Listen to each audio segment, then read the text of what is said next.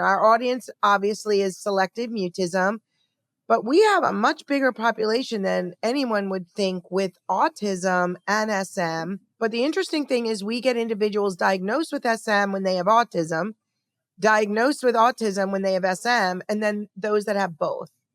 So I think it's very pertinent to talk about how individuals present with autism and SM primarily. That's your thing, right?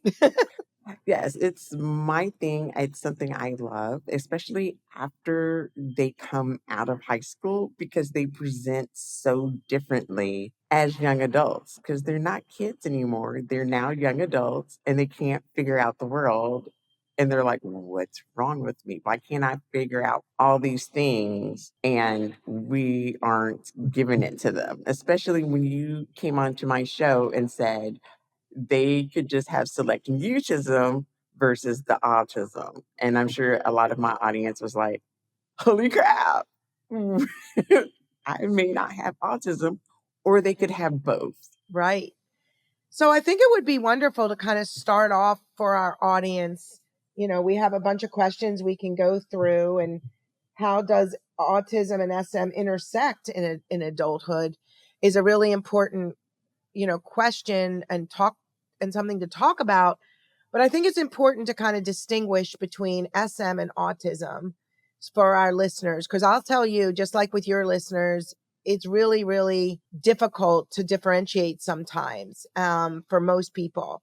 So thought you could talk to us about how autism presents, and then I'll go into the SM piece, and then we can talk about if you have SM and autism.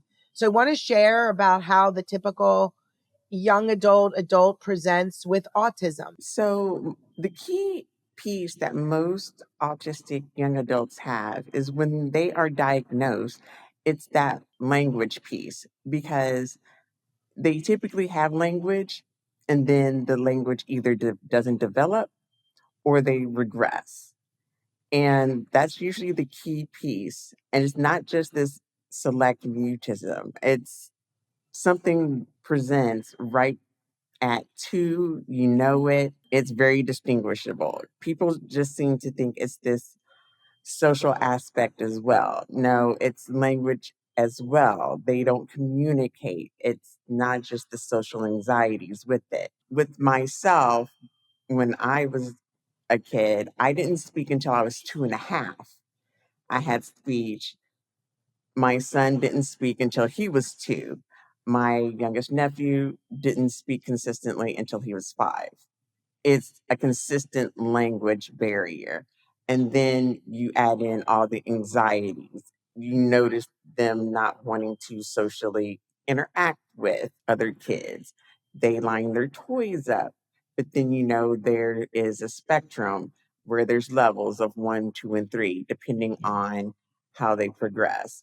And most young adults that are level 1 that can function highly on their own, other components come in with socialization, sensory, nervous system, and other components. But it's usually that key language component, not just, I'm not going to talk in this situation. So would you say, which is what we see in our practice, is that they're challenged with language, many of them, but it's also the kind of the use of language. So not knowing how to read the social cues and respond appropriately. Right.